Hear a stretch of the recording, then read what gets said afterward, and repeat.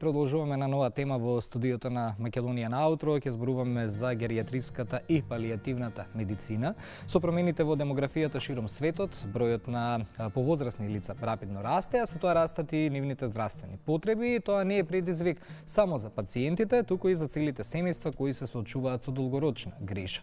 Секако повод за нашиот разговор е и првата годишна научна конференција за геријатриска и палијативна медицина, организирана од специјализираната болница 13 ноември, единствена установа од ваков тип во Македонија. Честа е наша што утрово на гостини е доктор Ленче Неловска, директорка на болницата. Добре не дојдовте. Добре ве најдов. Благодарам за поканата. Доктор Неловска, што беше главната мотивација да ја организирате првата годишна научна конференција за геријатриска и палијативна медицина? Па повод беше тоа што никогаш не се случило такво нешто во земјава, а како што кажавте во воведот, демографијата е немилосрдна. И сметавме дека заслужува темата внимание пред се од стручната јавност, од докторите, сестрите, социјални работници, психолози, кои што се дел од тимот со кој што работиме, меѓутоа исто така и политичарите, односно оние кои што носат одлуки, и медиумите и конечно целата наша јавност. Така. Споменавме и во најавата кажав, глобалните демографски промени создаваат се поголем притисок врз здравствените системи. Каква е ситуацијата кај нас? Што покажуваат бројките? Па исто како и Западна Европа. Значи бројот на не сме воопшто различни, бројот на лица со над 65 години, последниве десетина години, значи така се смета за граница една. Се повеќе расне и трендот е и понатаму да расне, бројот на лица над 65 години, наспроти тоа што се намалува бројот на новородени, така што тоа е глобално проблем, значи Америка, Западна Европа, ние не сме воопшто поразлични и тоа е предизвик за сите општества, не само за нашето. И јас себе во моите комуникации во овој период неретко кажувам дека ние сме во суштина критичната генерација која што мора да создаде услови и инфраструктура, затоа што во спротивно ние ќе бидеме тие за кои што ќе нема адекватни капацитети и услови за згрижување. Така што со растот на животниот век, со развојот на цивилизацијата, на медицината, на условите за работа, економска благосостојба и така натаму, животниот век расне и се повеќе и повеќе ќе има постари лица, а со староста, за жал, паралелно доаѓаат и многу болести кои што знаат да бидат лимитирачки, и во некои ситуации, значи се и такви да е необходна грижа од трето лице или пак 24 часовна медицинска грижа. Така што тоа беше мотивот, да кажам, да се направи оваа конференција. Ајде да ги разграничиме поимите, да ја презентираме суштинската разлика меѓу старски дом, геријатрија и палијативна грижа. Често ги мешаме. Да, затоа што во Македонија така се поставени некако работите и заради историјата на нашата институција. Специјализираната болница за геријатриска и палијативна медицина е основана далечната 58 година и почнала како дом. За во 90-тите години да се трансформира во здравствена установа, геронтолошки завод, а од пред десетина години е веќе специјализирана болница за геријатриска и палијативна медицина. И можеби тоа е една како условен рефлекс од годините било дом и да се донесе во дом. Во геријатријата е гранка од медицината која што се бави со болестите на старите лица, на староста, како што педијатрија е за деца, геријатрија е за стари. Палијативната грижа нема возрастна граница. Палијативната грижа во суштина се однесува на не само на пациентите, туку и на семејствата кои што се соочуваат со животно загрозувачка болест. Тоа е најчесто таа терминална фаза на палијативна болест и најчесто зборуваме за малигни болести. Меѓутоа има и голем дел на хронични болести кои што во определена фаза, кога лекувањето веќе е завршено, не може да се постигне ништо повеќе, веќе настапува палијативната грижа, односно олеснување на симптомите и додавање на квалитет на животот, односно достоинство во сите тие тешки моменти. Меѓутоа не само за пациентот, туку и за семејствата. Сега, во Македонија има доста приватни домови за згрижување на стари лица.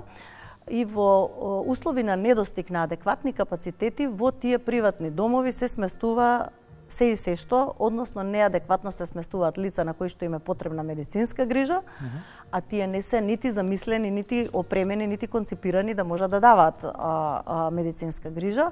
И се случија нешто кое што се случија изминатиот период, не само кај нас, значи сведоци бевме на немили настани, и токму една од целите беше и тоа да се подигне свеста на јавноста и да се создаде инфраструктура за да се дадат сите потребни услуги на постарите лица. Било тоа да се од социјален аспект или да се од медицински аспект. Да се направи категоризација на пациентите според нивната болест и според нивните потреби, паралелно да се направи лиценцирање на сите установи и приватните да влезат во предвид сите капацитети со кои што располагаме, нели? Меѓутоа да се лиценцираат за определена состојба. И ќе бидат опремени и едуцирани да можат да згрижуваат лица со тоа ниво на потреба. Така да тоа беа нашите мотиви, да кажам. Така, сега, често слушаме не само за оваа тема како треба, од каде треба да земаме примери, се споменуваат нели Холандија, Шведска како одлични примери за во Македонија. Но патот е почнат што сега годиме или се ова ние само одиме ли кон градење на некој систем кој што можеме за неколку години да кажеме, ако зборуваме за овие теми, тоа е тоа, навистина сме сега на добриот пат, бидејќи некако за било кои теми, меѓу кои нели и ова, убаво е се да слушаме нели и панели, и годишни конференции и слично, меѓутоа каде е тука бенефитот за обичниот граѓанин? Каде се движиме? Значи, мислам дека се движиме во добра насока, затоа што за прв пат после многу години има консензус меѓу политичките чинители, помеѓу оние кои што носат одлуки дека мора да создадеме модел кој што ни одговара на нас. Значи, ние можеме да ги видиме, затоа и беше конференцијата, да видиме различни модели во различни земји, како тоа функционира. Конечно, тоа мора да е скроено според нас и според нашите потреби. Ете така. И можности кои што ги имаме. Така што мислам дека за прв пат има консензус меѓу сите политички чинители и мислам дека за многу кратко време ќе се почне со реализација, менување на работите, реализација, насоките секој да добија задача што треба да направи во сите сектори, значи здравство и социјала, сите ние ќе мора да имаме задачи кои што ќе треба да ги завршиме за во догледно време да може тоа да састане така како што треба да функционира тој модел, да нема листи на чекање, да можат луѓето навреме да добијат услуга каква што им е потребна. Не случајно го поставив ова прашање бидејќи раководите со 13 ноември специјализирана установа од овој тип во Македонија, но и позитивен пример. Јас гледав, имавте некои одбележување пред научната конференција, гледав фотографии по социјалните мрежи и очигледно е кога некој човек ќе биде навистина на вистинското место и ги познава темите и проблематиките, најверојатно и може целиот тим да го влече напред и да ги менуваат заедно работите. Затоа и го поставив тоа прашање, издвојувајќи како позитивен пример. Една ластовичка не чини пролет, нели така вика нашиот народ. На нас ни е патронат 13 ноември и тоа е момент и повод кога даваме јубилејни награди, нели, за нашите вработени, бираме најдобар работник. Установата е навистина може да биде еден пример каде што има околу 300 вработени со оддел во Битола и во Скопје, да, каде што постојано се трудиме, нели, да бидеме во тек со медицинските трендови, да имаат вработените обуки такви какви што се потребни. Значи, институцијата има 30 доктори, има 80 сестри, има околу 60 негувателки обучени за грижа за вакви пациенти, физиотерапевти, лаборанти, социјални работници, психолози, значи една шарена структура и сите ние заедно, чинејќи го својот дел од работата, даваме се што можеме, нели, за да биде грижата за нашите пациенти на едно високо ниво. А како стоиме со кадар? Дали има потреба како и во другите установи? Секогаш, да. А може ли да се најде или имаме и проблем недостиг, па може би огласи, па не се пријавуваат стручни лица? Или... Таков проблем имаме само во делот на негувателки. Така што, еве сега точно во моментов имаме оглас, денеска е излезен, ако има заинтересирани, еве ги повикувам да дојдат да се јават, точно, не можевте да знаете, да. Тоа е еден дел од кадарот кој што нели се обидуваме да го надополниме. Е една специјална работа која што бара на вистина човек да биде со емпатија и големо срце. Така. И за крај, честни беше што бевте наша гостинка тука. Сега малку поминавме повеќе теми, нели, од патронатот, од работата, но дефинитивно имаме на сите овие теми да навлегуваме и подетално, па ќе ни бидете сигурно и чест гостин во периодов пред нас. Благодарам за поканата. Се надевам исто така еве да најавам само дека до крајот на месецов ќе имаме уште еден настан во институцијата. Ќе го одбележиме ноември, мовембер, месецот на машкото здравје. Ќе имаме преглед од бесплатни прегледи. Значи сите мажи кои што еве во Ѓорче Петров живеат или во целиот град кој им е згодно да биде дадена информацијата, нели точно кој ден ќе биде. Ќе има уролошки преглед, ехо преглед, лабораторија, така да нека повела да дојдат да се погрижат за сопственото здравје. Но уште едно прашање имам за крај, кои се вашите, ајде, можеби ќе поставам јас како 3 најважни приоритети за наредниве години за да се подобри геријатриската и палијативна грижа во Македонија, или не мора да се 3, ако зборуваме за приоритети, кои што ги размислувате како директор?